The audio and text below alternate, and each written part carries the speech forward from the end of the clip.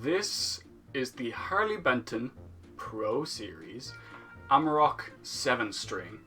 I saw a few reviews, demos and everything of the Amarok-6 string on YouTube already, but there were no reviews of the 7 string, and because of quarantine, my yearly trip to Mariluna Festival has been cancelled, so I had a little bit of money saved up that I ended up not being able to spend on going on that trip, so I decided that I deserved a treat. As far as I know, there still aren't any actual videos as of this recording about the Amarok-7 string. There's a few on the 6 string, and the reviews are pretty much positive all round. There's maybe a couple of aesthetic flaws in some of the pieces, but the main concern that people had was of the nut, I believe. In my case, there was only one small issue that isn't really an issue, but I'll get onto that later.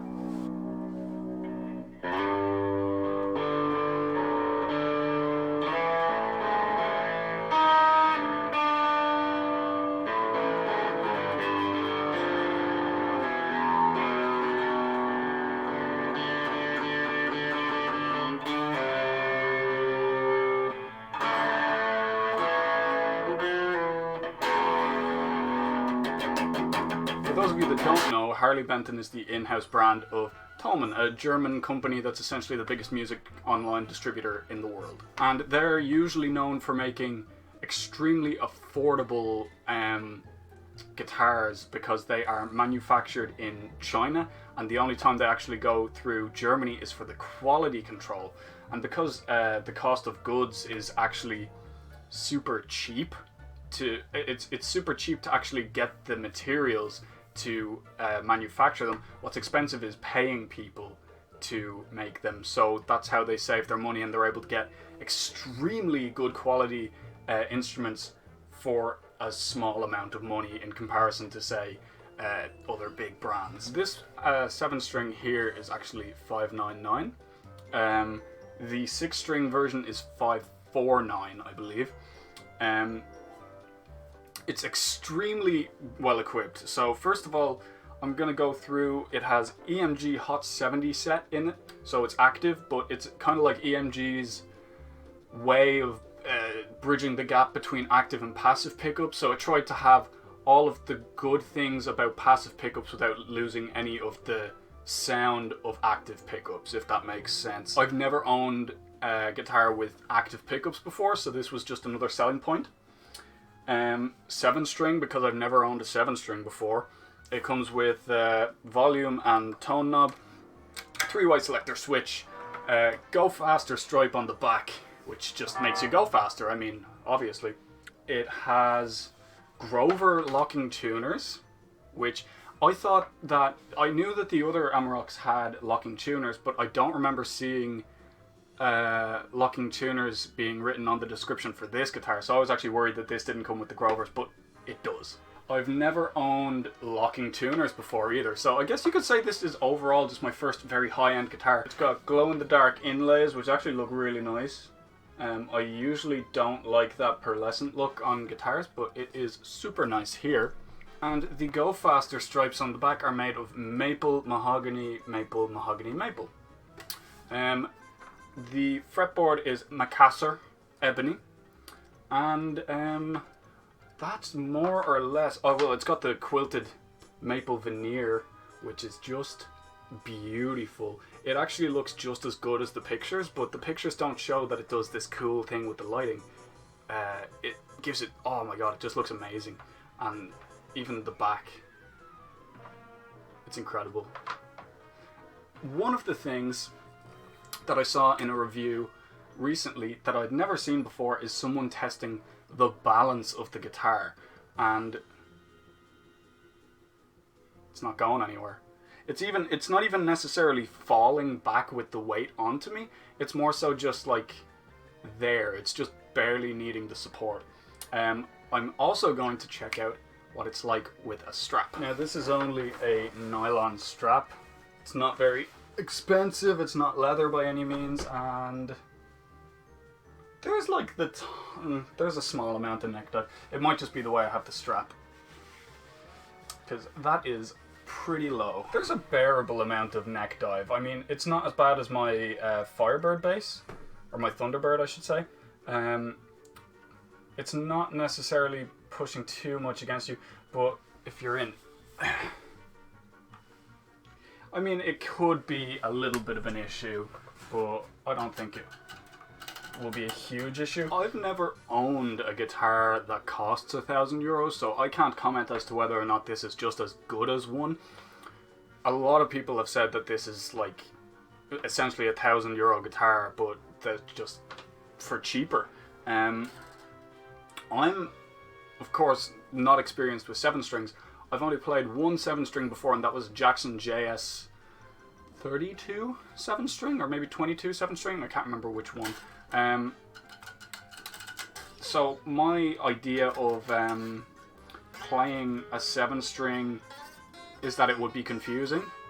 The way I'm looking at it is either, it depends on what I'm playing. I've been playing around with it for maybe an hour now, and I either view it as being like, okay, that's just standard tuning and I have an extra low note, and I try to pretend it's not there, or I pretend I'm in standard B tuning and there just happens to be an extra string there. The only confusing thing is I like doing these, I call them like cowboy notes, which is like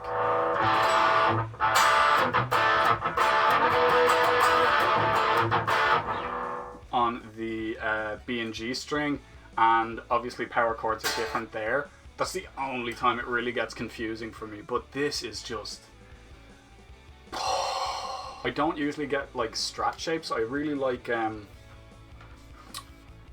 really enjoy explorer shapes, V shapes, you know, offset stuff, but this feels super comfortable. The bridge is really comfortable. I didn't think I would like it, but it's sick.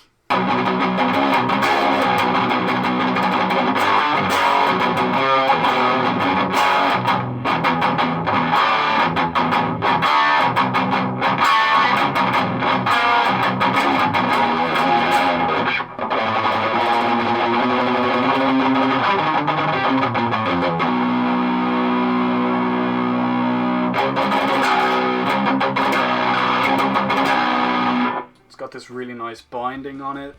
It's super well done. I'm not seeing any extreme, actually I'm not seeing any flaws really. The neck feels super smooth. It's like, it's silky, man. It just feels, the whole guitar feels silky. I feel like every time I touch it I'm just gonna grease it up with my fingies. Stainless steel frets, Graphtec nut. It comes with a custom hardtail bridge, and I have never used one before.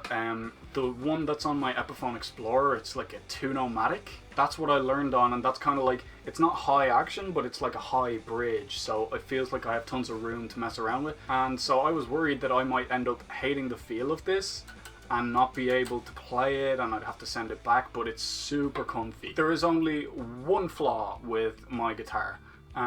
The tone control kind of comes loose when I put it to 0, and now it's moving. Like, you can probably hear that. It goes back to being solid and not moving when I put it up full, but that's just like the smallest thing. It might just be a case of having to like open it up and just like tighten a nut or something. I've never owned a guitar this expensive before, so it's kind of like, I want everything to come perfect. I don't want to have to mess with it. Like I did with my Explorer. My Explorer was cheaper, and then I did a ton of money's worth of upgrades on it. But this, like, I planned to do an unboxing, and then I'd stop recording, do a setup on it, and then play it. Because I think that's stupid when people don't do a setup on the guitars. It's like, well, yeah, it's just a normal thing. You have to do a setup. But this came set up already. The action's already perfect. The